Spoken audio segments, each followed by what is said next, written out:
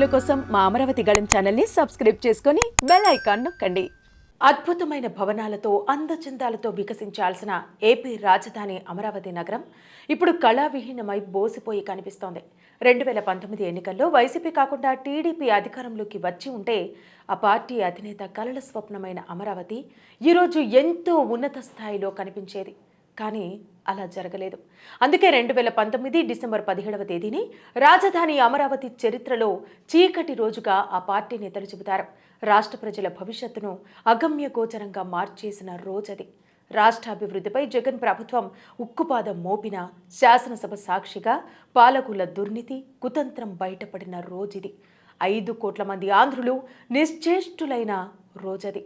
CM Jagan శాసనసభలో చేసిన 3 రాజధానుల ప్రతిపాదన గురించి విని దేశం యావత్తు ముక్కున వేలు వేసుకున్న రోజు. అమరావతి పరిరక్షణ ఉద్యమానికి అంకురార్పణ జరిగిన రోజు.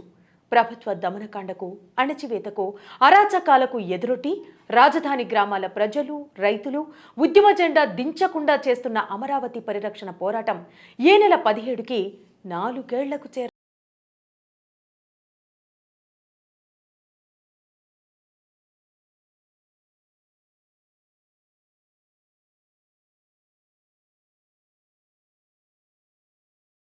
రోజు శాసనసభలో జగన్ 3 రాజధానుల ప్రతిపాదన చేయడంతో రాజధాని గ్రామాల్లో అదే రోజు ఉద్యమ జ్వాల మొదలైంది. అప్పటి నుంచి 4 ఏళ్లుగా రాజధాని ప్రజలు, రైతులు రకరకాల రూపాల్లో నిరసనలు కొనసాగిస్తున్నారు. వివిధ సంఘాలు, విశ్రాంత న్యాయమూర్తులు, విశ్రాంత ఐఏఎస్ అధికారులు, మేధావులు, వివిధ రంగాల నిపుణులు, దేశ విదేశాల్లోని ప్రవాసాంధ్రులు వారికి మద్దతుగా నిలిచారు. ఒక వైసీపీ తప్ప అన్ని పార్టీలు రాజధాని అమరావతికే మద్దతిస్తున్నాయి. 3 రాజధానుల నిర్ణయంతో మనస్తాపం చెంది 247 మంది రైతులు, రైతు కూలీలు అసువులు బాశారు. సుమారు 3,000 మంది రైతులు, మహిళలు, రైతు కూలీలు, ఉద్యమ మద్దతుదారులపై ప్రభుత్వం 720కి పైగా అక్రమ కేసులు నమోదు చేసింది. కోర్టులు అడ్డుకోబట్టి అమరావతి ఇంకా అక్కడ స్కెలిటన్లా అయినా మిగిలింది. లేకపోతే జగన్ ప్రభుత్వం ఇప్పటికే మొత్తం సర్వనాశనం చేసేది. ఈ 4 ఏళ్లలో ఉద్యమాన్ని అణగదొక్కేందుకు, రైతుల గొంతు నొక్కేందుకు జగన్ ప్రభుత్వం చేయని దాష్టికం లేదు. వేల సంఖ్యలో పోలీసులతో రాజధాని గ్రామాల్ని ముట్టడించి రైతుల్ని భీత వాహుల్ని చేసింది. మహిళలను పోలీసులు బూటుకాళ్లతో పాశవికంగా తన్నారు, నేలపై ఈడ్చారు, రక్తం చిందేలా కొట్టారు. 4 ఏళ్ల పాటు ప్రభుత్వ దమనకాండను తట్టుకొని సంయమనం కోల్పోకుండా, హింసకు తావివ్వకుండా రాజధాని రైతులు ఉద్యమాన్ని కొనసాగించారు. దేశ చరిత్రలోనే ఇంత సుదీర్ఘకాలం కొనసాగిన ఉద్యమం మరొకటి లేకపోవచ్చు. జై అమరావతి, బిల్డ్ అమరావతి, సేవ్ ఆంధ్రప్రదేశ్. అమరావతి గలం వీక్షించే ప్రేక్షకులందరికీ అమరావతి పరిరక్షణ సమితి కన్వీనర్గా శివారెడ్డి సుమాంజలి తెలియచేస్తూ, నేటికి మేము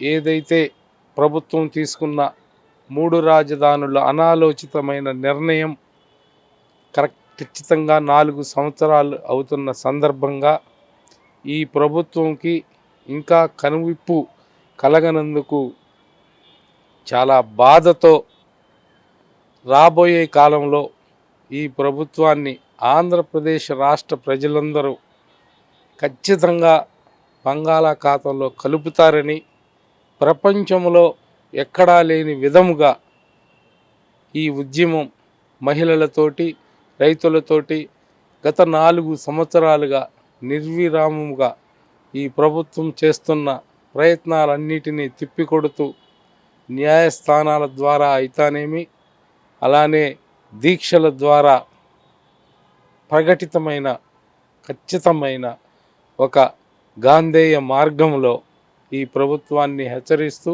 ఆంధ్రప్రదేశ్ రాష్ట్ర భవిష్యత్తుని, ఆంధ్రప్రదేశ్ రాష్ట్ర ప్రజల భవిష్యత్తుని దృష్టిలో ఉంచుకొని నిరంతరము ఎన్ని కేసులు పెట్టినా, ఎన్ని లాఠీ దెబ్బలు మా పైన ప్రభుత్వం దులిపించినా ఎక్కడ వెనుదిరగక 4 సంవత్సరాల నుంచి ఈ అమరావతి రాజధాని పోరాటం చేస్తూనే ఉన్నాం.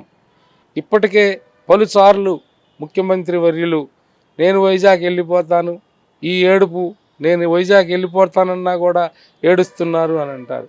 అయ్యా ఉత్తరాంధ్ర ప్రజలారా, ఈ ముఖ్యమంత్రి ఏడుపు ఏందో తెలుసా? మిమ్మల్ని కూడా దోచుకోవటమే. మమ్మల్ని సర్వనాశనం చేశారు.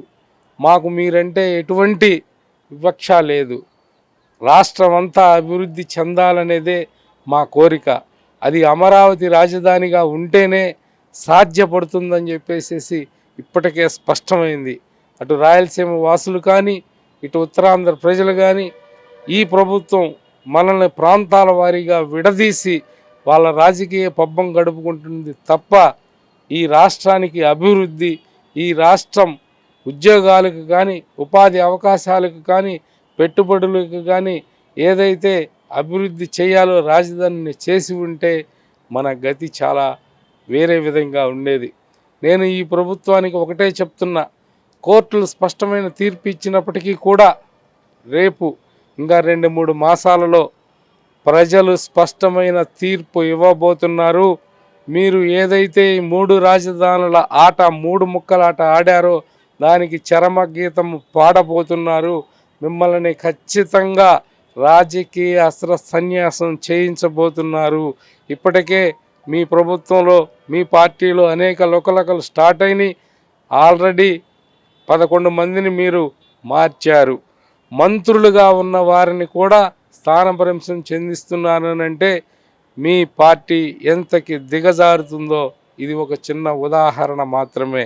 రాబోయే ఎన్నికలలో రాష్ట్ర ప్రజలందరూ అప్రమత్తమై మన రాష్ట్రానికి కావలసిన అమరావతిని, రాజధానిని మనం కాపాడుకోవటం కోసమైనా ఈ ప్రభుత్వాన్ని గద్దె దింపక తప్పదు.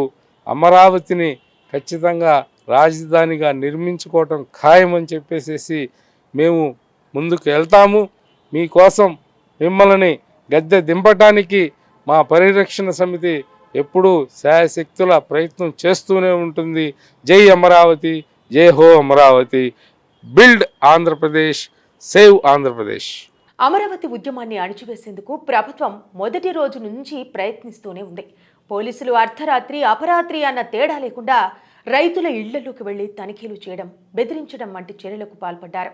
2020 జనవరి 7న చినకాకాని వద్ద జాతీయ రహదారిని అన్నదాతలు దిగ్బంధించడంతో ఉద్యమం ఉధృత రూపం దాల్చింది. దాంతో కంగుతిన్న ప్రభుత్వం ఉద్యమాన్ని అణిచివేసేందుకు మరింత దుర్మార్గమైన చర్యలకు ఒడిగట్టింది. 2020 జనవరి 10న విజయవాడ కనకదుర్గమ్మకు పొంగళ్లు సమర్పించి గోడు వెళ్లబోసుకునేందుకు వెళుతున్న రాజధాని మహిళలపై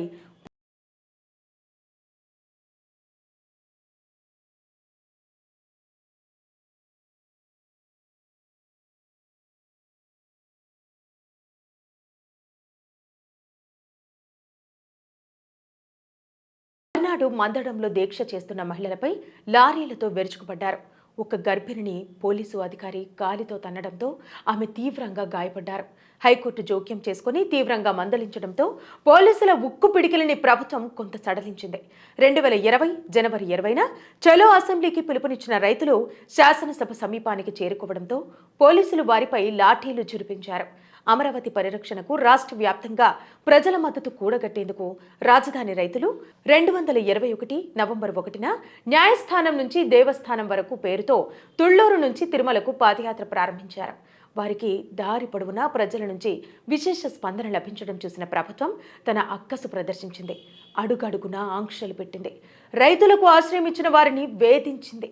ప్రకాశం జిల్లాలో రైతులపై పోలీసులు వీరంగం చేసి లాఠీ చార్జికి దిగడంతో పలువురు గాయపడ్డారు. ప్రజల అండతో ఆ పాదయాత్రను రైతులు విజయవంతంగా పూర్తి చేశారు. అమరావతి పరిరక్షణ ఉద్యమం 10వ రోజుకు చేరిన సందర్భంగా 2022 సెప్టెంబర్ 12 నుంచి రాజధాని రైతులు శ్రీకాకుళం జిల్లాలోని అరసవల్లి వరకు పాదయాత్ర ప్రారంభించారు. ఈసారి దారి పొడవునా వైసీపీ నాయకులే వారికి అడ్డు తగిలారు. జై అమరావతి, జయ హో ఆంధ్రప్రదేశ్. అమరావతి రాజధాని పరిరక్షణ మహోద్యమం నేటికి 4 సంవత్సరాలు పూర్తి చేసుకుంది. అంటే ప్రభుత్వం ఒక ప్రత్యేకమైనటువంటి ద్వేషంతో, పగతో ఆంధ్రప్రదేశ్ అభివృద్ధికి దోహదం చేసేటువంటి అమరావతి రాజధానికి విచ్ఛిన్నానికి తీసుకున్న ఒక నిర్ణయం నేటికి 4 సంవత్సరాలు పూర్తయింది. ఏదైతే డిసెంబర్ 17, 2019న ఆంధ్రప్రదేశ్ శాసనసభలో సాక్షాత్తు ముఖ్యమంత్రి జగన్మోహన్ రెడ్డి గారు ఈ రాష్ట్రానికి ఒక రాజధాని కాదు అని సాధ్యము కానటువంటిది, రాజ్యాంగానికి విరుద్ధమైనటువంటి 3 రాజధానుల ప్రకటన చేస్తే కన్నతల్లి లాంటి భూమిని తృణప్రాయంగా భావించి రాష్ట్ర రాజధాని నిర్మాణం నిమిత్తం ఆంధ్రప్రదేశ్ బిడ్డల బంగారు భవిష్యత్తు కొరకు భూములను త్యాగం చేస్తే అప్పటిదాకా శరవేగంతో జరిగినటువంటి పనులు ప్రభుత్వం మారిన తర్వాత 2019 సంవత్సరంలో ఈ ప్రభుత్వం సమీక్ష పేరుతో ఎక్కడ అభివృద్ధి కార్యక్రమాలను అక్కడే నిలిపివేసి ఆపివేసినప్పుడు కూడా మాలో కొంచెంతు ఆందోళన బయలుదేరింది. ఆ ఆందోళనతో అప్పుడే ప్రభుత్వాన్ని నిలదీశాం. కానీ ప్రభుత్వం ఇంకా మెరుగైన రీతిలో చేస్తాము, రాజధానిని నిర్మిస్తామని ఎన్నికల వాగ్దానంగా చెప్పింది కాబట్టి ఆ విధంగా చేస్తుందని భావించాం. కానీ 2019 డిసెంబర్ 17వ తారీఖు ముఖ్యమంత్రి గారి ప్రకటనతో ఈ ప్రభుత్వం యొక్క పగ, ద్వేషం బట్టబయలైనది. అమరావతి రాజధాని వినాశనానికి వైసీపీ ప్రభుత్వం సాక్షాత్తు జగన్మోహన్ రెడ్డి గారు కంకణం కట్టుకున్నారని ప్రజలందరికీ అర్థమైంది. రాజధాని రైతులు తమ ప్రాంతానికి ఎలా వస్తారో చూస్తామంటూ ఉత్తరాంధ్రకు చెందిన మంత్రులు, వైసీపీ నాయకులు బెదిరింపులకు దిగారు. అలాంటి ప్రతికూల పరిస్థితుల్లో రామచంద్రాపురం వరకు యాత్ర చేసిన రైతులు ప్రతికూల పరిస్థితుల్లో నిలిపివేయాల్సి వచ్చింది. ఒక పక్కల రైతుల ఉద్యమాన్ని ఉక్కుపాదంతో అణిచివేయాలని చూస్తూనే జగన్ ప్రభుత్వం అమరావతి ఉనికిని దెబ్బతీసేందుకు, దాన్ని సర్వనాశనం చేసేందుకు అన్ని ప్రయత్నాలు కొనసాగిస్తోంది. ఏపీ రాజధాని అమరావతేనని కేంద్రం ఇప్పటికే పలు సందర్భాల్లో స్పష్టం చేసినా జగన్ ప్రభుత్వం కుట్రలు మానలేదు. 10వ తరగతి తెలుగు పాఠ్యపుస్తకంలో అమరావతిపై ఉన్న పాఠ్యాంశాన్ని తొలగించింది. అమరావతి మాస్టర్ ప్లాన్ను విచ్ఛిన్నం చేసేందుకు జగన్ ప్రభుత్వం కంకణం కట్టుకుంది. రాజధాని వెలుపల వివిధ ప్రాంతాలకు చెందిన 50,000 మంది పేదలకు రాజధానిలో సెంటు చొప్పున ఇళ్ల స్థలాలు కేటాయించింది. ఆర్ఫై పేరుతో ప్రత్యేక జోన్ను ఏర్పాటు చేసింది. రాజధానిలో భూముల్ని విక్రయించేందుకు పన్నిన కుట్రను కోర్టులు అడ్డుకున్నాయి. రాజధాని అభివృద్ధికి తప్ప మరే అవసరాలకు అక్కడ భూముల్ని విక్రయించడం, కుదువ పెట్టడం చేయరాదని ఆదేశించాయి.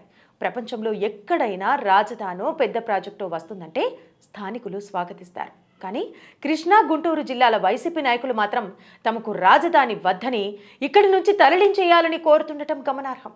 మరోవైపు రాజధాని రైతులు ఉద్యమం కొనసాగిస్తూనే కోర్టుల్లోనూ న్యాయ పోరాటం కొనసాగిస్తున్నారు. రాష్ట్రానికి ఏకైక రాజధానిగా అమరావతిని కొనసాగించాలని 2022 మార్చి మొదటి వారంలో హైకోర్టు స్పష్టమైన తీర్పు చెప్పింది. దానిపై రాష్ట్ర ప్రభుత్వం సుప్రీంకోర్టుకు వెళ్లింది. హైకోర్టు తీర్పుపై సుప్రీంకోర్టు స్టే ఇవ్వలేదు. అక్కడ కేసు ఇంకా విచారణలో ఉండగానే సీఎం క్యాంపు కార్యాలయం, వివిధ శాఖల కార్యాలయాలను దొడ్డిదారిన విశాఖకు తరలించేందుకు కుట్ర చేసింది. ఈ ప్రయత్నాల్ని అడ్డుకునేందుకు రైతులు మళ్లీ కోర్టుకు వెళ్లారు. ప్రస్తుతం ఆ కేసు విచారణలో ఉంది. ఎవరైతే ఈ రాష్ట్రాన్ని అధోగతి పాలు చేశాడో, అమరావతిని అన్యాయం చేశాడో, అమరావతిని వినాశనం చేశాడో అటువంటి ప్రభుత్వాన్ని గద్దెదించడానికి నిరంతరంగా పోరాడదాం. కలిసి వచ్చే పార్టీలు, ఏ పార్టీలకైతే, రాజకీయ పార్టీలకి ఈ ప్రభుత్వాన్ని గద్దెదించే శక్తి ఉందో ఆ పార్టీలకు మద్దతుగా నిలబడదాం. ఆ పార్టీ యొక్క అభ్యర్థులను గెలిపిద్దాం. తద్వారా అమరావతి కంటకుల్ని, ఆంధ్రప్రదేశ్ అభివృద్ధి విఘాతపరులైనటువంటి వైసీపీ వ్యక్తులకి, వైసీపీ నాయకులకి, వైసీపీ పార్టీకి రాజకీయ భవిష్యత్ అనేది లేకుండా సమాధి చేద్దాం. రండి, కదిలి రండి. చివరి 100 రోజులు శక్తియుక్తిని కూడా తీసుకుందాం. గత 4 సంవత్సరాలుగా మనం పడినటువంటి ఆవేదన, ఆక్రందనలో నుంచి ఈ ఉద్యమాన్ని మరింత ముందుకు తీసుకొచ్చి ఈ ప్రభుత్వానికి శాశ్వత రాజకీయ సమాధి చేద్దాం. అమరావతికి, ఆంధ్రప్రదేశ్కి అభివృద్ధికి తోడ్పడే వ్యక్తుల్ని గెలిపిద్దాం. రండి, కదిలి రండి, కలిసి రండి అని మీ ద్వారా పిలిపిస్తూ సెలవు తీసుకున్నాను. జై అమరావతి, జై హో ఆంధ్రప్రదేశ్.